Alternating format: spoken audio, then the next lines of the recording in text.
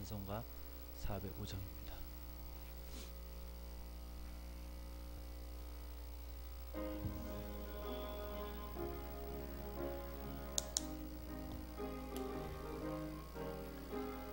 주의 친절한 팔에 안기세 우리 맘이 평안하리니 항상 기쁘고 복이 되겠네 영원하신 팔에 안기세 주의 팔에 그 크신 팔에 안기세 주의 팔에 영원하신 팔에 안기세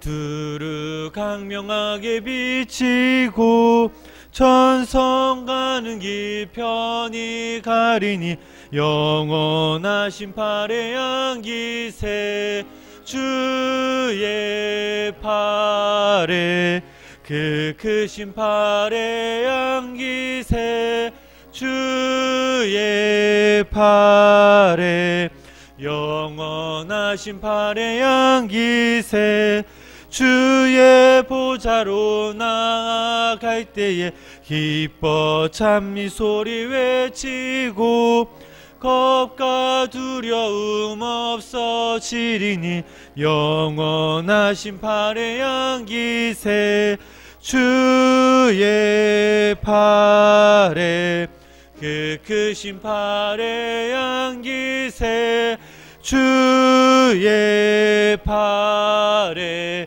영원하신 팔에 안기세. 아멘. 우리 사도신경으로 신앙 고백 드리시겠습니다. 전능하사 천지를 만드신 하나님 아버지를 내가 믿사오며 그 외아들 우리 주 예수 그리스도를 믿사오니 이는 성령으로 잉태하사 동정녀 마리아에게 나시고 본디오 빌라도에게 고난을 받으사 십자가에 못 박혀 죽으시고 사흘 만에 죽은 자 가운데서 다시 살아나시며 하늘에 오르사 전능하신 하나님 우편한 자 계시다가 죄로로서 산 자와 죽은 자를 심판하러 오시리라. 성령을 믿사오며 거룩한 공예와 성도가 서로 교통하는 것과 죄를 사하여 주시는 것과 몸이 다시 사는 것과 영원히 사는 것을 믿사옵나이다. 아멘. 오늘 이 시간 저희들이 함께 보실 말씀은 사도행전 7장 9절부터 16절까지 말씀입니다. 사도행전 7장 9절부터 16절까지 말씀입니다.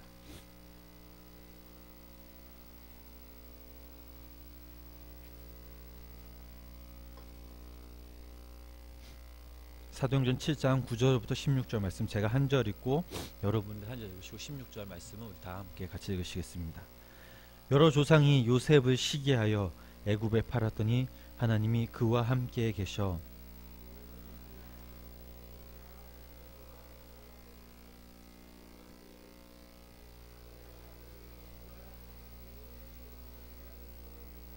그때 애굽과 가나안 온 땅에 흉년이 들어 큰 환난이 있으세 우리 조상들이 양식이 없는지라.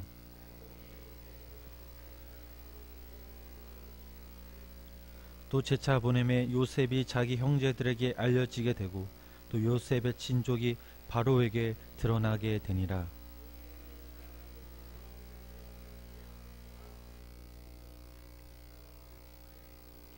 야곱이 애굽으로 내려가 자기와 우리 조상들이 거기서 죽고 세겜으로 옮겨져 아브라함이 세겜 하물의 자손에게서 은으로 값주고 산 무덤에 장사되니라. 아멘.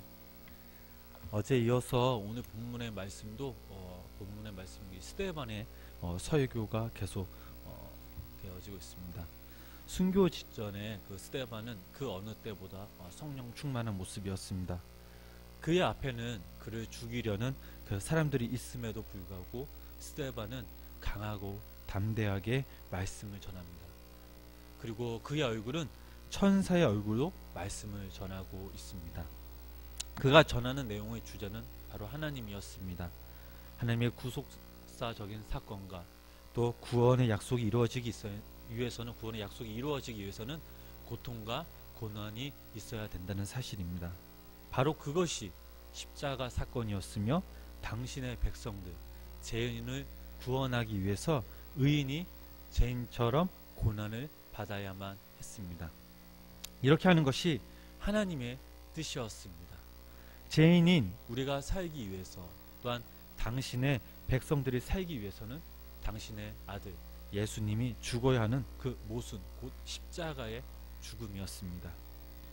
예수님이 십자가의 죽으심으로 당신의 백성과 죄인들은 우리들은 죄인에서 의인으로 하나님의 자녀로 변화되었습니다. 스데반은 이런 가정을 설명하기 위해서 예수님의 한 모형이었던 바로 이 요셉을 설명합니다. 요셉의 생애를 말하면서 또한 스데반은 강조하는 것이 있는데 그것은 언약의 성취로서 즉 하나님께서 아브라함에게 창세기 13장 16절 그 말씀 내가 내 자손으로 땅에 티끌 갖게 하리라 라고 축복하셨던 그 약속을 요셉의 때에 성취하신 것을 언급하고 있습니다.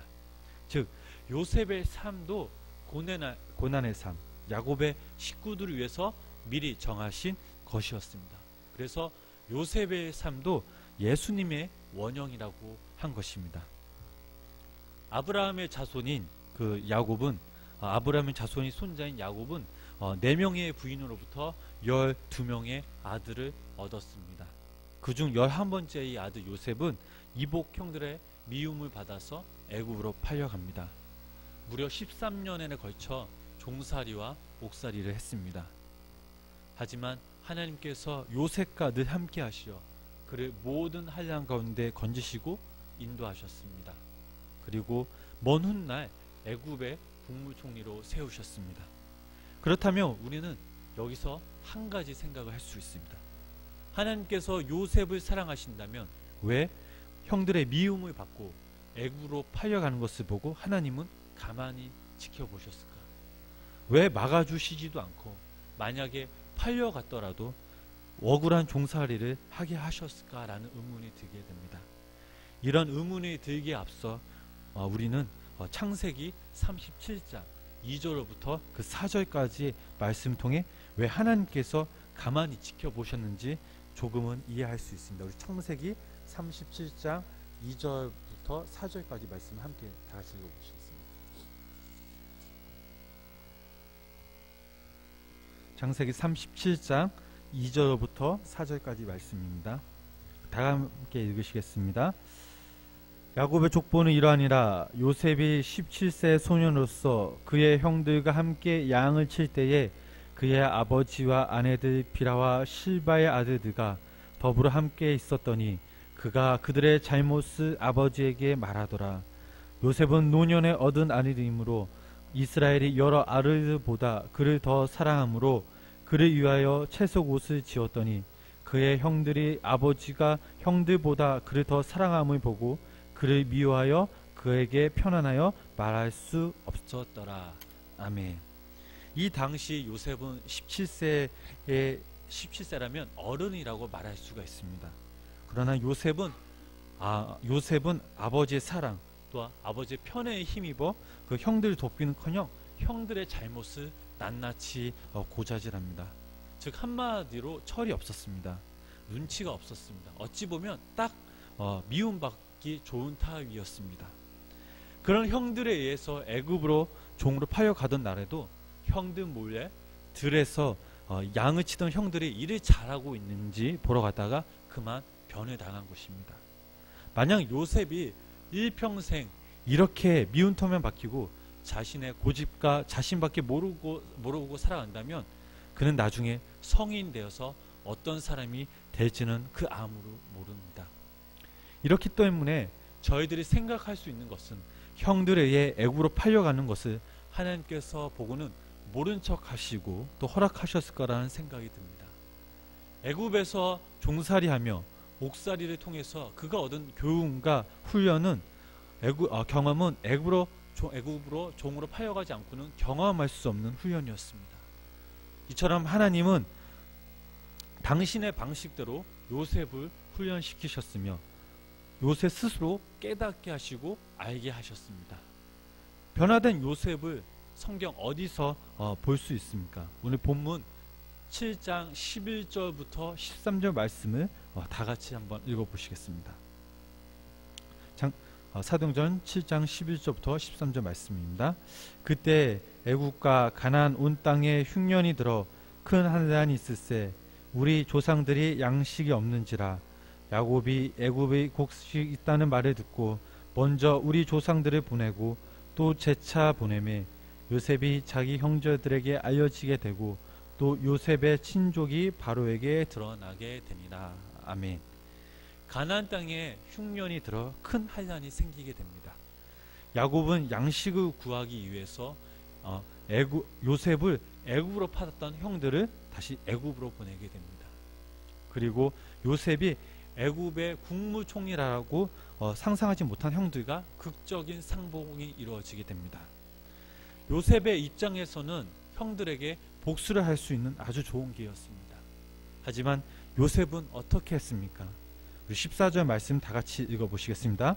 요셉이 사람을 보내어 그의 아버지 야곱과 온 친척 750 사람을 청하였더니. 아멘. 요셉은 자신을 판 형들에게 선한 마음을 베풉니다. 그리고 사람을 보내어 그토록 보고 싶어 했던 아버지 야곱과 형들 그리고 모든 식구들을 애굽으로 청하게 됩니다. 요셉은 사랑하는 가족들에게 자기가 이렇게 국무총리가 됐다 자랑하려고 뽐내려고 하는 것이 아니라 진정 그들을 자신의 삶으로 청합니다. 그들의 생명을 또한 그들의 삶을 책임져 주기 위한 요셉의 마음을 우리는 알 수가 있습니다. 왜냐하면 요셉은 알고 있었습니다.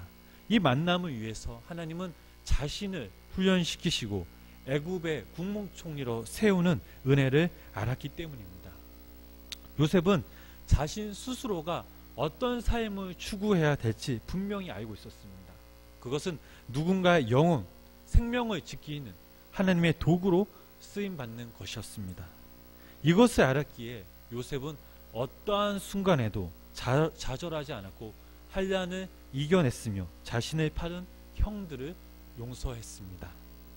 하나님의 은혜와 또 하나님의 긍휼과 하나님의 섭리를 알고 있었기에 그의 삶에서 이 모든 것을 추구하며 행동으로 옮겨졌습니다. 우리의 삶도 마찬가지입니다. 어찌 보면 우리의 삶도 이제껏 하나님의 은혜와 긍휼이 아니었으면 지금 이 자리에 서 있지 못했을 것입니다. 우리의 죄를 구원시켜 주시기 위해 예수 그리스도는 십자가에 못 박히셨기에 우리는 주님 때문에 자유함을 얻었고 또 죄의 틀에서 벗어날 수 있었습니다. 이제는 우리가 우리 스스로 먼저 누군가에게 이 선행을 베풀어야 될 줄 믿습니다. 우리의 마음을 통해 또한 우리의 행동들을 통해 누군가에게 힘이 되어줘야 될 줄 믿습니다. 손을 잡아서 일으켜 줘야 됩니다. 사랑하는 성도님 여러분, 우리의 삶이 힘들고 낙심될 때 하나님께서는 당신의 아들 예수 그리스도를 통해 우리에게 당신의 생명을 내어 우리들을 책임져 주셨습니다. 바로 때론 아픔과 또한 시련이 있지만 그 상황 속에서 하나님의 긍휼과 하나님의 은혜가 있었기에 오늘 이 자리에 나와 함께 예배드린 줄 믿습니다. 요셉처럼 우리 마음 안에 선한 마음, 우리 모습 속에 선한 행동들을 통해서 다른 누군가에게 예수 그리스도의 생명과 예수 그리스도의 은혜와 예수 그리스도의 생명을 전할 때 하나님께서는 우리에게 영원한 자유함을 또 은혜의 풍성함을 누릴 수 있는 특권을 주실 줄 믿습니다. 바라옵기는 오늘 들은 말씀을 기억하며 마음속에 새기고 실천할 때에 하나님께 영광 돌리며 하나님께 상급받는 귀한 성도님 되시기를 주님의 이름으로 축원합니다. 기도하시겠습니다. 살아계신 주님, 하루의 첫 시작을 주님께 예배드리며 영광 돌립니다. 오늘도 살아계셔서 우리의 삶을 인도하시고 축복하여 주시옵소서. 하나님, 우리의 삶이 죄악과 실수로 가득한 삶이었음을 고백합니다. 내 욕심으로 인하여 다른 사람들에게 아픔과 상처를 주고 사랑하지 못했음을 고백합니다. 우리의 삶의 주변을 되돌아보면 우리가 미처 다가가지 못했던 부분들, 또한 생각하지 못했던 부분들이 참 많이 있었습니다. 오늘 들은 말씀을 기억하여 그리스도인으로서 다른 그 누군가에게 하나님의 따뜻한 손길, 하나님의 마음을 전하며 살아가게 하여 주옵소서. 나라와 민족을 위해 기도하는 그리스도인이 되게 하시며, 교회를 위해 기도하는 그리스도인이 되게 하시며, 가정을 위해, 직장을 위해, 세계 선교와 하나님 나라를 위해 더욱더 기도의 문이 넓어지고 깊어지며 은혜가 차고 넘치도록 성령님 인도하여 주시옵소서. 우리 성도님들을 보면 이제껏 험난한 세상 가운데 살아가면서 마음의 상처도 있고 남몰래 흘렸던 눈물이 많았음을 고백합니다. 사랑의 주님, 국률의 주님, 우리를 더욱더 불쌍히 여기시고 하늘에 신령한 단비를 내주셔서 우리의 모든 근심과 괴로움이 이 시간 깨끗이 씻겨 나가도록 주님 인도하여 주시옵소서. 주님은 우리를 결코 떠나지 않겠다고 약속하셨습니다. 매 순간순간 우리가 주님 때문에 행복해하며 주님의 따뜻한 품으로 인해 우리가 평안을 얻고 하나님의 마음을 느끼며 살아가게 하여 주시옵소서. 오늘 하루도 주님께 맡깁니다. 매 순간순간마다 성령님의 두 눈동자로 우리를 지켜주시고 인도하여 주시옵소서. 이 모든 말씀 예수님의 이름으로 기도드렸습니다. 아멘.